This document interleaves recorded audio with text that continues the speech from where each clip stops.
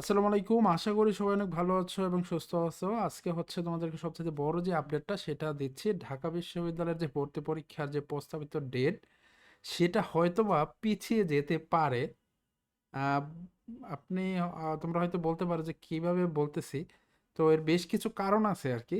এবং ঢাকা বিশ্ববিদ্যালয়ে আজ বেশ কিছু ইস্যু হয়েছে ইন্টারনালি, যেটা হচ্ছে হয়তো তোমরা জানো না, বাট অ্যাজ এ ঢাকা বিশ্ববিদ্যালয়ের সাবেক শিক্ষার্থী হিসেবে আমি হচ্ছে ব্যাপারগুলো জানি, বা আমার মনে হয়েছে যে এগুলো হচ্ছে তোমাদেরকে একটু শেয়ার করা দরকার, যে কেন পিছাতে পারে বা পিছানোর সম্ভাবনাটা আসলে কতটুকু।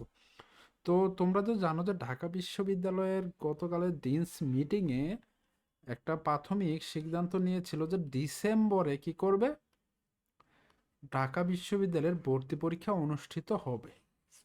তো এটা পাবলিশ করার পরে যেটা হয়েছে কি, ঢাকা বিশ্ববিদ্যালয়ে ইন্টারনালি যে শিক্ষার্থী বা স্টুডেন্টরা এরাই হচ্ছে এত তাড়াতাড়ি ভর্তি পরীক্ষাটা চাচ্ছে না। মানে তাদের একটা দাবি হচ্ছে এত তাড়াতাড়ি আসলে দরকার নেই, ঠিক আছে। এবং তাদের বেশ কিছু লজিকও আছে। এবং সবচাইতে বড় কথা, আজকে ঢাকা বিশ্ববিদ্যালয়ে তোমার ছাত্রদল একটা স্মারকলিপিও দিয়ে ফেলেছে। কোথায়? বিসির কার্যালয়ে, অর্থাৎ বিসি বরাবর। তো সেখানে ছাত্রদল স্মারকলিপি দিছে এই বলে যে ভর্তি পরীক্ষা তোমার পিছিয়ে যাবে, ব্যাপারটা কিন্তু এরকম না। চাইলে ওই ডেটেই করতে পারে, ঠিক আছে। ইভেন ঢাকা বিশ্ববিদ্যালয়ে কারো কথা শুনবে এরকমও না। চাইলে হচ্ছে ডিসেম্বর যেহেতু বলছে লাস্ট উইকে, ওরা নিয়ে নিতে পারে। বাট এখানে কিছু মানে লজিক্যাল ফ্যাক্ট আছে এবং কিছু কারণ আছে যেটা আসলে তোমার ন্যাশনালি কনসিডার করতে হয় বা করতে হইতে পারে। যেমন এইখানে যেটা মানে উল্লেখযোগ্য বিষয় বা একটা ইমোশনাল অ্যাটাচমেন্টের বিষয়, সেটা হচ্ছে যে গত জুলাই অভ্যুত্থানে অনেক ছাত্রছাত্রী কিন্তু আহত হয়েছে, তাই না? এবং অনেক স্টুডেন্ট যারা আছে তোমার আহ, বলতে গেলে মানে হসপিটালের বেডে আছে। এছাড়াও অনেক স্টুডেন্ট আছে যারা হচ্ছে মেন্টালি প্রিপেয়ার্ড না, মানে মানসিকভাবেও প্রস্তুত না, ঠিক আছে। এই বিষয়গুলো হচ্ছে উঠে আসছে, যেটা মনে করতেছে যে এত তাড়াতাড়ি, যেহেতু একটা অভ্যুত্থানের পরের পরিস্থিতি, এই পরিস্থিতিতে এত তাড়াহুড়া কিছু নেই। আরো 2-1 মাস সময় যদি স্টুডেন্টরা পায় তাহলে মেন্টালি প্রিপেয়ার থাকবে।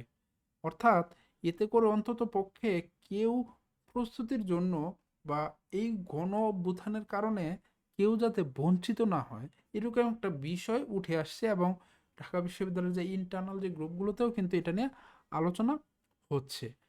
তো যদি এটা কনসিডারেশনে আনে, যেহেতু যেই ডেটটা পাবলিশ করছে সেটা কিন্তু তাদের কনফার্ম না, অর্থাৎ প্রস্তাবিত। তো প্রস্তাবিত যখন ডেটটা যখন আগামী 27 তারিখে মানে ফাইনালাইজ করবে, তখন কিন্তু এই বিষয়গুলো আসবে। এবং এই বিষয়গুলো যদি আসে তাহলে তোমার যেটা হচ্ছে আহ, হবে আর কি, ভর্তি পরীক্ষা হয়তো আরো মাসখানেক পিছিয়ে গেলে যেতেও পারে, ঠিক আছে। তো আগেই হচ্ছে একদম কনফার্ম না, বাট এটার সম্ভাবনা মোটামুটি কিন্তু 80%। অর্থাৎ ডিসেম্বর না হলে যদি হয় সেক্ষেত্রে হয়তো জানুয়ারিতে শিফট হয়ে যেতে পারে, ঠিক আছে। তো এরকম একটা সংখ্যা আছে। বাট যারা হচ্ছে ডেডিকেটেডলি প্রিপারেশন নিচ্ছ তারা কিন্তু এখনই হাল ছেড়ে দিও না, তুমি এই ডিসেম্বর ধরেই কিন্তু প্রস্তুতি নাও।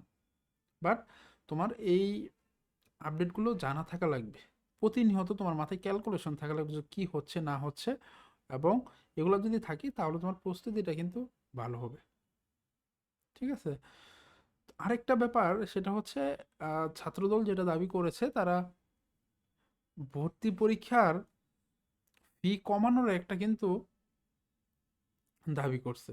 অর্থাৎ ভর্তি পরীক্ষার ফি বলতে হচ্ছে ওই তোমার আবেদন ফি, ঠিক আছে। তো এটাও হয়তো বা কিছুটা কমতে পারে, ঠিক আছে। এটা হচ্ছে ভালো সাইন। এমনিতে হয়তো 1000+ টাকা লাগে হচ্ছে আবেদন করতেই, ঠিক আছে। তো এটা হয়তো কমে আসবে। তো ওভারঅল হচ্ছে এটা নিয়ে হচ্ছে সবাই মোটামুটি পজিটিভ। তো দেখা যাক আলটিমেটলি কি হয়। তো যদি কোনো আপডেট আসে সেটা হচ্ছে আমি তোমাদেরকে এই চ্যানেলেই জানাবো। তোমরা হচ্ছে চ্যানেল সাবস্ক্রাইব করে রাখো, যাতে তোমরাই হচ্ছে সবার আগে এই তথ্যগুলো জেনে যাবে, ঠিক আছে। অনেক ইনফরমেশন যেটা হচ্ছে পাবলিকলি হয়তো কোনো নিউজে পাবলিশ হয় না, বাট আমাদের মাধ্যমে হয়তো কিন্তু ইনফরমেশনগুলো আসে, ঠিক আছে। তো এ নিয়ে সবার জন্য শুভকামনা রইল। কোনো ধরনের কনফিউশন কোয়েরি থাকলে তুমি কমেন্টে জানাতে পারো, আমি হচ্ছে সেটা দেওয়ার চেষ্টা করবো।